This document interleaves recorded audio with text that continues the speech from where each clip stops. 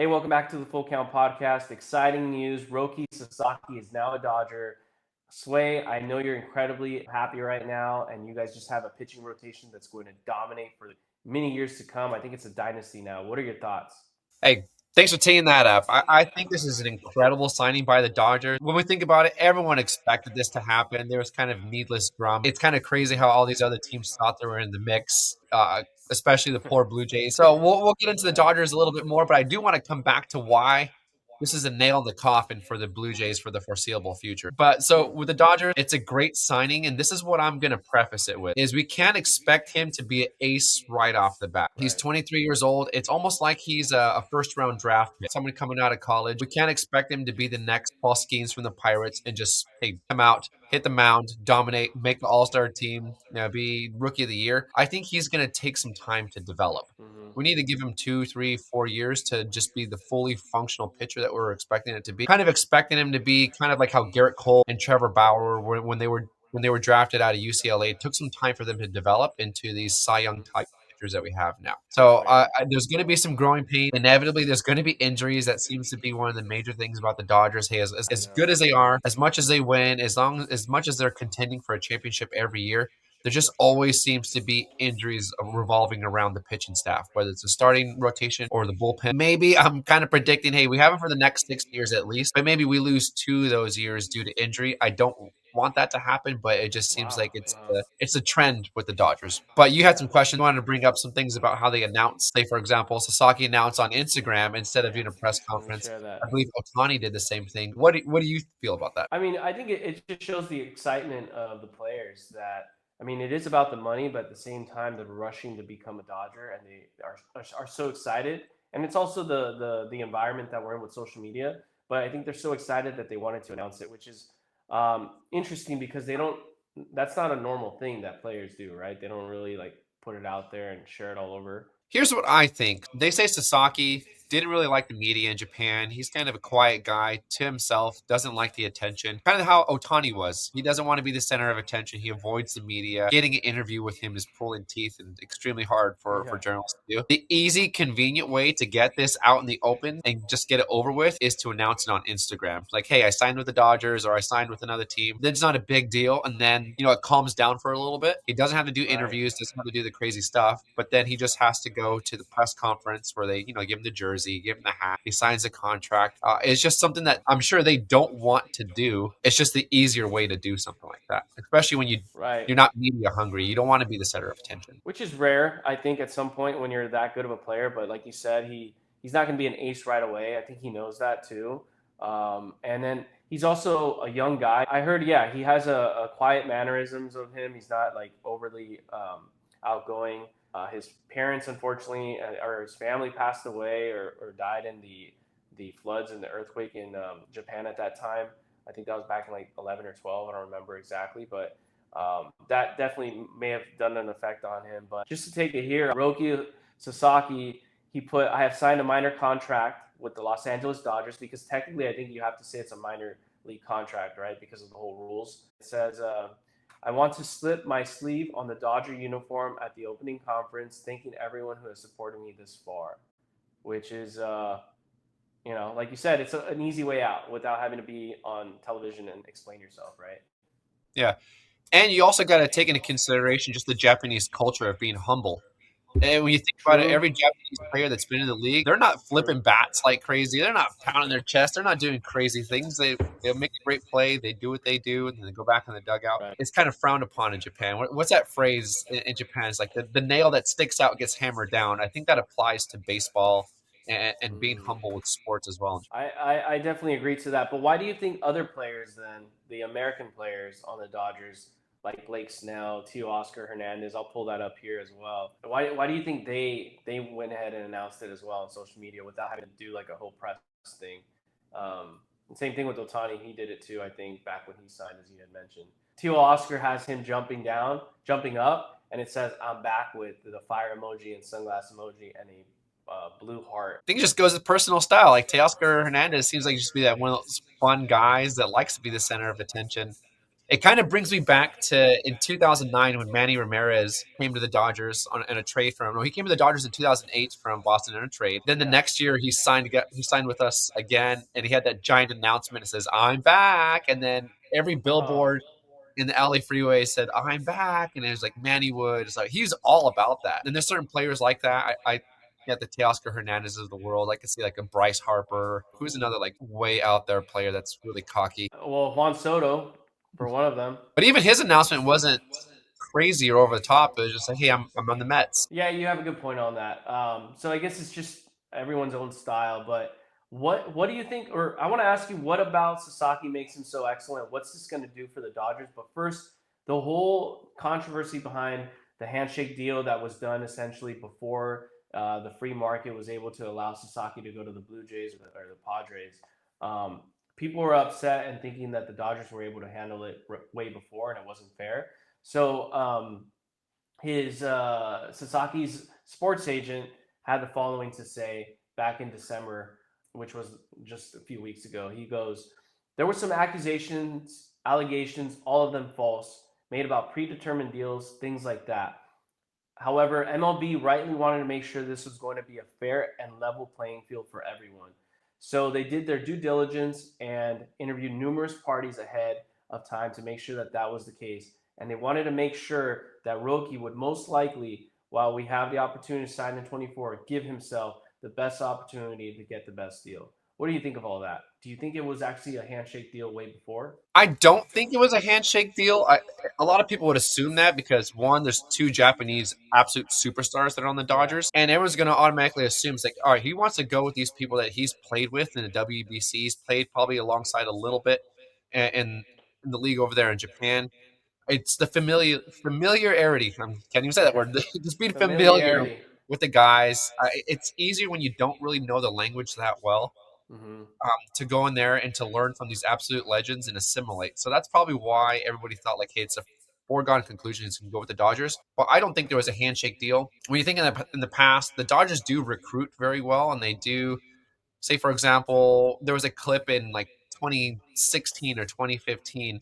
Adrian Gonzalez was on the Dodgers at that time, was in Japan, and he met with Otani and he gave him a Dodgers bag. Oh It yeah. was Dodgers may plant those seeds. I don't think they cross the lines because there's a lot of risk in doing so, but they might do little things like plant the seed here, have a conversation there. I wouldn't say it's anything along the lines of tampering, which is like, hey, you're appreciated. We're watching It's you. sales. You have a lot of It's talent. sales. Like they make them feel good. Yeah, it's like sales. And then so when the time comes to sign those deals, they're like, the Dodgers put in a lot of work. They showed me a lot of attention. Why wouldn't I go for them if they're investing that time in me, years before this was even a possibility? Imagine what they can do once I'm with the team. That's why I think a lot of people are upset about the handshake deal. Everybody had a fair chance, but who wouldn't want to go to a team like the Dodgers? And even if I wasn't a Dodgers fan, they have everything. They're in Southern California. The weather's nice. They have a championship culture. They have the development. They have absolute superstars. There's probably five people on that team right now that'll be the Hall of Fame. If you want to win and have fun and make money, the Dodgers is a team to go to. What's crazy about their pitching roster for their openers, I mean, they're all like aces basically, which is crazy. Like each one of those players, Tyler Glasnow, Blake Snell, Yamamoto, they could be the superstar of their own team as the Yeah. pitcher. But they have what, five or six of them in a way? What is this going to do for baseball in terms of when they compete? They already won a World Series last year. I can only imagine in the next several years or more. Some people are going to default to like, oh, that's bad for baseball, blah blah blah. But were they saying that, say for example, when the Cowboys and the Niners are winning all those Super Bowls, No, where they won no. three each in the '90s? Nobody said, hey, the Niners and the Cowboys or the Patriots are bad for football. Right. It just means like, hey, there's a common enemy that everybody can rally around Bash on and the. knock off, and I think that's the way it's going to go. It used to be the Yankees. Everybody hated the Yankees because similar situation, high payroll. All the studs go there. They contend every year. But anytime the Yankees were knocked off, it was a huge celebration. Like that's the best thing that could have happened for the league. Right. It's going to be similar. Hey, big target on their heads, but it's going to be fun. They're going to be on like the Sunday night baseball games. They're going to be on national TV all the time just because they have those mega superstars, and those mega superstars are the ones that carry the league, that are the face of the league. That's how they get new fans. So overall, I think it's great for baseball. It might suck for teams like the Padres that kind of get shunned here, or let's just say the Blue Jays, which seem Right. to lose every time they go to the table against the Dodgers. Oh yeah, another question is like, why is he so good? This So is good. how I see it. This is a win-win situation for the Dodgers. It's low risk, high reward. You get somebody for 6 years for essentially $6 million in a signing bonus and 750K at least for the next 3 years. You got to develop this guy at a minimal price, and then hey, if he's a bust, he's a bust. It wasn't that much of like an investment financially. Right. But if he's great, that pays off 50-fold, kind of like the Otani contract. I think real quick though, people that are listening, the only reason why they got him so at a low cost because the international cap limitations, right? Because he's a Yep. minor. I mean, he's not a minor, but he's under 25 years old. Otherwise, he would have probably got a screaming deal. Like maybe not as big as Yamamoto, but it would have been something big. Oh, for sure. It would be 100 million for sure. Right. Right. But hey, everybody had shot. Everybody had the same situation to be low risk, high reward. It's just he chose a team he chose to go to. Right. Yeah, totally. I think he'll be molded to his full potential, and that's just going to make him an all-time stud on that team. And learning from the best of the best with everyone on that team as the pitchers, done. Speaking of superstars and studs on the team, though, I want to hear who you think it is because I think it's Kike Hernandez, and the fact that they may let him go, that's crazy to me. But I want to get into the living situation for Roki Sasaki. Reason being, as you know, as people know that are listening, this is also about real estate too. At least we try to throw that in every now and then. I want to show the house that Shohei recently had bought last year in La Cañada, Flint Ridge, which is not very far away from the Dodger Stadium. So here we have a mid-century modern, 7.8 million. Shohei Otani had a huge screaming deal. Of course, Roki doesn't have as big of a signing contract, so he's probably going to have to stay at a limit, but more than likely he'll rent. I just think that he's going to want to carpool with Otani, in my opinion, in terms of getting to the field. And the best place for him to go is probably this house right here for 1.495, which is South Pasadena, just right under La Cañada Flint Ridge. Honestly, like Shohei can literally just take the car route down and pick him up and take him to the stadium. I think it's only about 15 minutes away, which is a total of about 8 to 9 miles from the stadium, which is crazy to me. I wish I knew where Yamamoto bought or is currently living so we can have a better idea where the three triangle would be. But last I heard is Yamamoto was in the South Bay looking at the beach areas, but I don't know if he actually pulled through and actually got a property there. But I don't think he wants to be in the spotlight. So maybe Yamamoto, I could see Yamamoto in a high rise condo like in yeah, Marina Del Rey or something like that, living large. right. Not that I know anything about Sasaki, but maybe he wants to go like the inland route like Otani did That's in what I think. La Cañada, South Pass, Quiet. something like that. But at the same time, it's going to be a highly visible purchase, and he has to live somewhere that's secure. He's not going to live in just some regular, house off the streets that anybody can access. He has to like take precautions and Because he doesn't know find somewhere the that's more area. secure, that's harder to get to, just because of his status worldwide. And that's I think that's kind of what happened to Otani. Otani had some difficulties when people found out where he lived, and he might Yeah. not live in that house anymore. If I'm I think there's a possibility of that, or he just probably really upped his security. But locking out of Flint Range, Pasadena, South Pasadena, very quiet community. So I feel like that's like the perfect environment for them. But you are right. People find out, they bother you, especially the press in Japan. They were all there. It wasn't just our press that was bothering Shohei at his house. It was the Japanese press, which was unreal because they were all taking over the street and him giving it a hard time for him to get access. So I feel like Roki eventually he'll buy it probably around there, but like you were saying, because of the fact that he needs high security, he'll probably end up in a high rise of some sort with all the security where he can go underground, have a team, he can go up and do his thing, just so he can get acclimated to the area. But I think it's funny that you said Yamamoto because he's more of that outgoing dude. He has that weird outfits, the weird hairdo. Some not weird. I shouldn't say weird, but he has a very unique style about him that I think is really cool that people want to emulate. But I definitely could see him by the ocean in a high rise, partying, doing everything he wants. And I think Roki and Shohei have a similar personality at the end of the day. Yeah, you see Yamamoto with those Gucci fanny packs Yeah, and $50,000 yeah, watches and all the crazy showy stuff. I don't. Otani doesn't do that. I don't think Sasaki would do that. I think true. Sasaki will probably rent for 2 years. Mm-hmm. Just as I you think agree. about it, he's going to be in the States during the season and then probably move back to Japan in the off Mm-hmm. season. So he's probably not willing to commit to something just yet. So I'm predicting 2 years of renting. After that, after he's familiar, then he'll decide to buy. I heard Whittier is a good place to buy a home, so we'll see. That's because you that's because that's where you're at, right? I wouldn't mind having a Dodger neighbor. Whittier's pretty cool, man. We're actually looking at flips right now.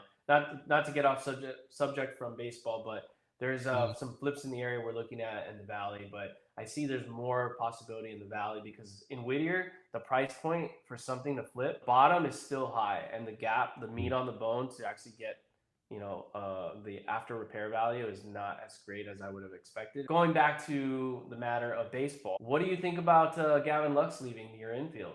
Look, Gavin Lux is cool. He was okay. He was hurt for a majority of his career. I feel like I wish him the best, but I think we did upgrade getting Kim. And Yes, so when I Korean heard we guy. got Kim, there's the other Kim from the Padres, Hmm. which almost the same name. It's like Hyeseong Kim and then Hyeseong Kim. I was watching Yeah. another podcast and how they pronounce that name, and it's just that one little vowel that's different. So when I saw that announcement, I was like, we got it from the Padres. Hmm. But I was like, no, no, no way. I didn't think that was going to happen. But turns out it was the Korean one, the other Korean one. So Yeah, he looks great. he's I mean, replacing him, right? yeah, he's replacing him. It's hard to have a second baseman that hits for power. I can think of like two in the history of baseball that really hit for power. Maybe like um, Jeff Kent, and he's not in the Hall of Fame. So Hmm. you just need someone that's going to get on base in that role, and that's going to be disciplined at the plate. I think Gavin Lux was getting to that point, Yeah. coming off his ACL injury from 2 years ago. But I think the Dodgers are kind of impatient with his progress Right. and just see him as an average player.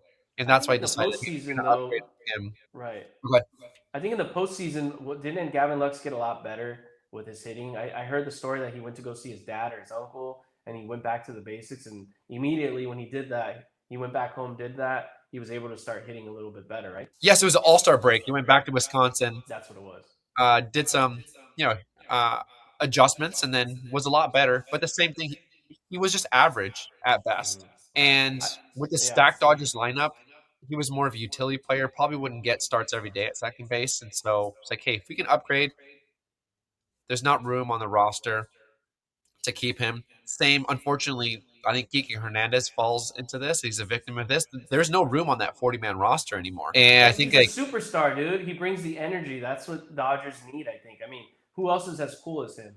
I mean, I'm sure you can name a few, but who's like exciting to watch like him, personality wise? dude, I 100% agree with you. He's the most fun Dodger I think in recent Yeah. memory. Yeah.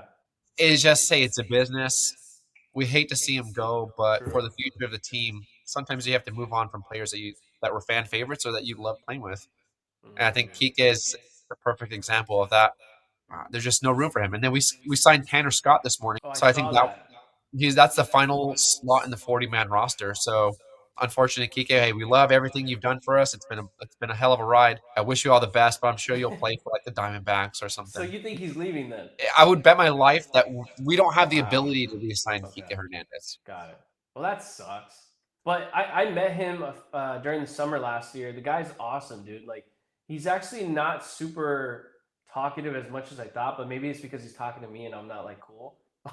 But he was, but he was actually like funny to talk to. You know what I mean? But once he gets on the field, he's a different person. Like, he's way more exciting, way more crazy. But where I met him, he was more like mellow, low key. But back to Tanner Scott. That is the pitcher, right? Yeah, Closest as a pitcher. relief pitcher. Yeah, he was on the Padres and the Marlins. So by bringing him on, you think that kind of booted out any possibility for Kike to stay on? I think so too. Because one, there's no room on the roster, and then two, we're filled with utility players. I think the route that we should have gone is maybe get rid of Chris Taylor, find a trade partner for him. But the I thing is, thought he's getting he's. paid, I think, I didn't know he $15 was million still on. dollars a year. And so I think if you're paying someone $15 million a year and they're not producing, you might as well invest in that as opposed to paying. I think Kike was getting $3 million a year or something like that. Hmm. I didn't know Chris Taylor was still on there. Yeah, he signed like a 4 year, $64 million deal or something like that. 3 years, $64 million Right. deal. So we're stuck with him, and he doesn't produce. But Nice guy though, no? That's what they say. oh yeah, super nice guy. I think he has a foundation too. Oh, Like there's I'm like sure. a It's just the thing is like, hey, you love players, but sometimes when, like I said, it's a business. If you don't business. produce, then the world caves in on you a little bit. Right. And then what is the owner, not the owner, but gosh, I always forget the manager of the team, Andrew what? You remember his last name? Andrew Friedman. That guy's killing it and crushing it. All his decision making. Yeah, and he's the type that 5 years, 10 years down the road, he's going to be a Hall of Fame candidate. You Of think all the so? things he's done for the Dodgers, oh, absolutely. He's Oh done wow. so many things for not only the Dodgers but for the Rays beforehand. I think is a for sure shoe in for the Hall of Fame in a few years. That's no, that's good, and that's what I like about this whole podcast because we can talk about business and baseball because it's kind of it comes down to it. Baseball is a business, at least in the MLB. It's a game, but at the end of the day, it's a business, and the fanfare is important because it brings in that marketing dollar to the team, and they're able to get all these players. I wanted to read something from Jeff Passan, a journalist in baseball, as I'm Mm. sure you and the people watching or listening to know who that is. But he says the following about the whole Tanner Scott trade. He says, when Tanner Scott's deal is made official, the Dodgers' luxury payroll for 2025 will exceed $375 million. That is about $70 million more than the next highest team, Philadelphia. The Yankees are the only other team with the CBT payroll projected to be over 300 million. I think that kind of goes back to what you were saying, how it's the all-time dynasty team and they have money to blow basically, right?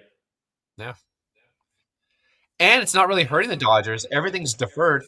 I don't know if you saw the details of that contract for Tanner Scott, but there's $20 million of that $70 million deal that's deferred. Well, the Dodgers are That doing is it right. They're using all these loopholes for their best advantage. Other teams should be doing that. Just the Dodgers have set the precedent. Like they do it the best, and that's why everybody wants to play there. I hear there's also like a strategy to it where they delay this money, but they're able to invest the money. So then by the time the money comes around to pay due, they're already made a bunch of money on it. I don't know exactly how all that works though, but that's what I've heard. Yeah, so that money's placed into an escrow account. I see. And so like every year you put that money into an escrow account, or maybe in this case it's bulk. $20 million goes in this escrow account. Doesn't have to be paid until who knows, let's just say it's 2040. So what are we in? 20 it has 15 years to accumulate Yeah. compounding interest. So that $20 million today could be $60 million by then. So in the end, it's kind of a wash for the Dodgers It's crazy. as long as there's the interest is accumulating.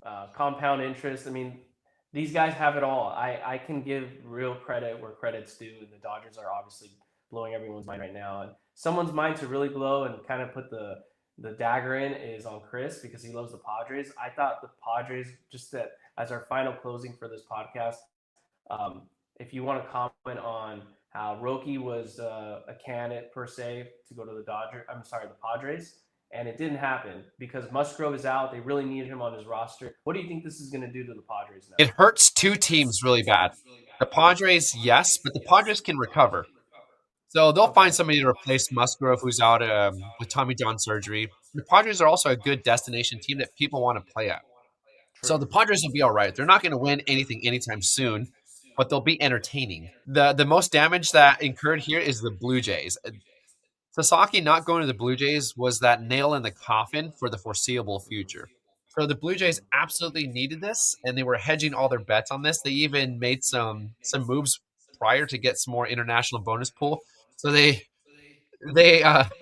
assumed a contract of Miles Straw from the Guardians, and that was a terrible contract. But they took on $12 million of that $14 million just to get that bonus pool money to hopefully give Sasaki a little more um, intrigue into signing with them. That backfired on them. Didn't get Sasaki, take on this horrible contract. But then you think of like what's going to happen throughout the season. The Blue Jays probably aren't going to re-sign Guerrero. They'll probably let him go or trade him. Bichette is One probably more the same year. thing. If those two players don't come back, the Blue Jays are done. And in 2024, they finished last in the AL East. I think they were 14 games under 500. And that's such a competitive division that they have no chance for the foreseeable future. The Yankees are going to come back strong, or they stronger than ever. The Red Sox are up and coming. Don't forget about the Orioles, which had a lot of promise coming into the year. I think a lot of Right. people picked the Orioles to go to the World Series. And then you can't forget Yeah. about the Rays, which always find a way to get into the wild card. They're in the mix. They're always surprisingly good. The Blue Jays don't stand a chance. And I think that last little domino of not signing Sasaki is just going to be like, ah, fuck it. We got to just blow it up now and Yeah. tank. And hopefully we get a few draft picks in the next few years by being so bad, and then we could be good in 6, 7, 8 years from now. But if you're a Blue Jays fan, I'm sorry.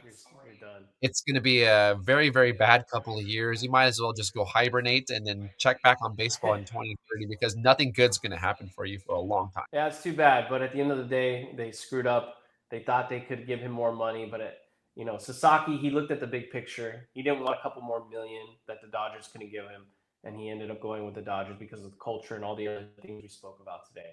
I think the Yep. next episode we need to talk about the Yankees, see what you think about that and what I think about that, and maybe a little bit about the Padres. Anyways, till next time, everyone. If you enjoyed this, like, subscribe, and share this with everyone you know. Sway, if you want to close it out and mention anything in particular you want the people to hear about, please throw it out there. Hey, we'll just find some other fun stuff to talk about. I think a lot of the hot stove stuff is done, with the exception of maybe Pete Alonso and Alex Bregman. Where are they going to sign, and are they going to sign before spring training? So that's something we could talk about next episode as well.